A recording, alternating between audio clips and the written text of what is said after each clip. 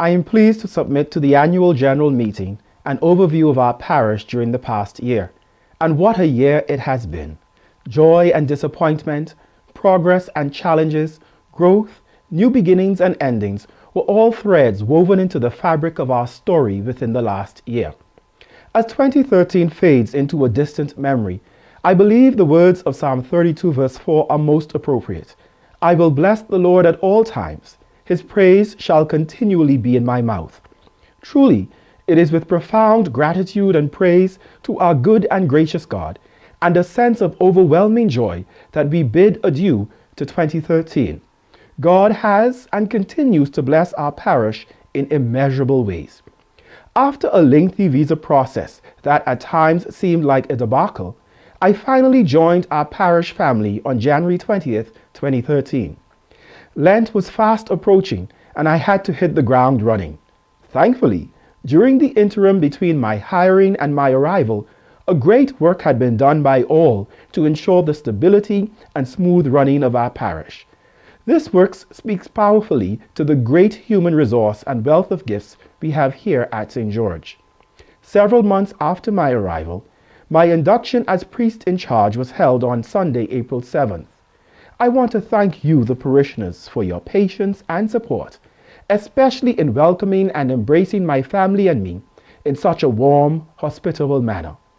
Many thanks is extended to Canon Stuart Wright, transition officer at the diocese, who played an integral part not only in my being here, but also in the induction service. Since joining the ranks of this noble parish, much has happened. First, we have welcomed several new families, some of whom were formally welcomed at our newcomers' breakfast on March 24th of last year. Also, many visitors from near and far have come to enjoy our worship experience.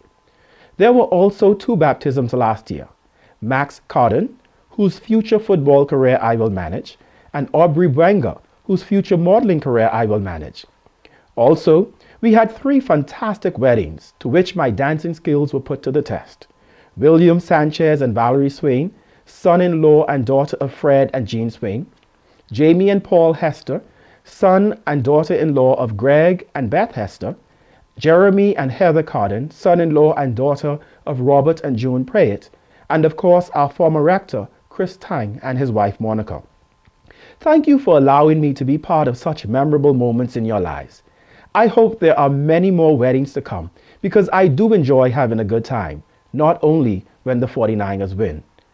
We also began confirmation class, of which there are 15 persons to be confirmed.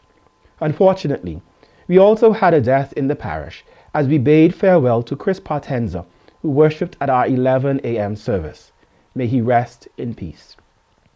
Concerning our liturgy, 2 Eucharistic services continue to be held almost every Sunday in the parish. Our first service continues to be a source of fun, joy, spiritual development, and family bonding. The glee and excitement on the children's faces during the children's sermon, their winsome smiles as they crawl through the aisles and under the pews, and little Max Carden and Alyssa Hartland's occasional attempts to preach from the pulpit and the pew are pertinent, joyous reminders that our church is alive and well. The average attendance for this service has been 70, and our traditional service continues to steadily maintain 35 to 40 parishioners on a given Sunday.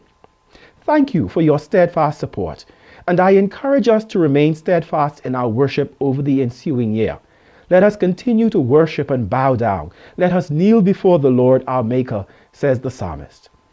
Over the past year, we had several services that are of notable mention, including the privilege of having Bishop Brunette visit us, our annual picnic, at which a great time was had by all, St. George's Day, on which we introduced Gift Day, and a few weekday services during Lent.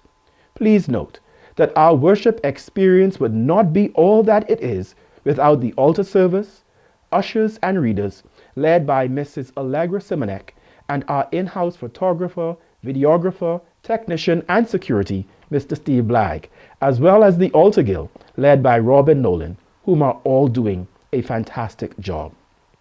Further, during the course of the year, I met with all the heads of the commission as we fine-tuned our visions for each commission.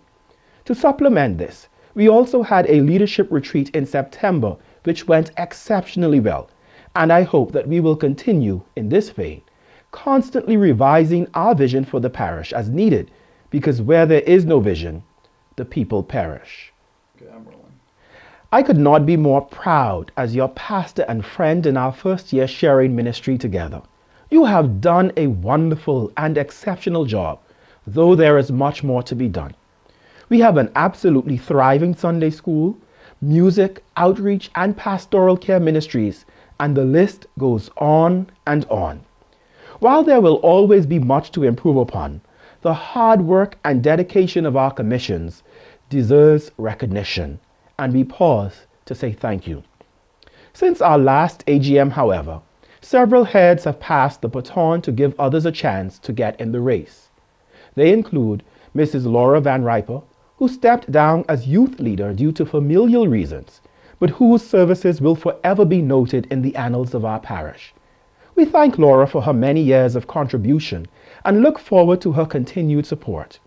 Mrs. Leslie G. and Mrs. Dottie Lucas, along with others, have willingly taken up the gauntlet. They have picked up the ball from the fumble and scored several touchdowns with the youth. What a great job they are doing. Thank you, Dottie and Leslie. Mrs. Virginia Pugh has also stepped down as head of the Outreach Commission. She remains an integral part of the organization, but now Diane Martin and Sandy Martin, no, not biological sisters, only sisters in the Lord, have become co-chairs. I want to thank Virginia for doing an outstanding job, and I look forward to her continued support. Of course, the inimitable Sheila Warner has passed the baton on as People's Warden to Tom Custance, who is also making great strides. Sheila did an amazing job, and we thank her for her able and capable leadership. Patty Lutton, due to work commitments, also had to step down from the vestry. She was replaced by Diane Martin. Finally, Jim Hall has passed the baton on as treasurer to Mike Ritter, who will be our new treasurer beginning this year. Under much stress and distress, Jim was able to do a superb job as treasurer. On behalf of the parish, we thank Jim for a job well done. I take this opportunity to mention also, as Jim will further explain, that with your continued support and the help of God, we are well on our way toward financial stability. We also thank our outgoing vestry members, Nicole, Tom, and Virginia, for their work and great service rendered. In 2013, we also hosted a number of diocesan events at our parish, including a Fresh Start meeting, a program for new clergy in the Diocese of Maryland, as well as Safeguarding God's Children and Safeguarding God's People, led by Linda Niles. In April of this year, we will celebrate 59 years of existence as a parish. Wow! As a part of Vision 2020, which I presented to the parish last year, we hope that we can have numerous celebrations leading up to our 60th anniversary, culminating in 2015. Mrs. Beth Hester graciously accepted the position of chair of our 60th anniversary committee, and we look forward to her great work and to your support.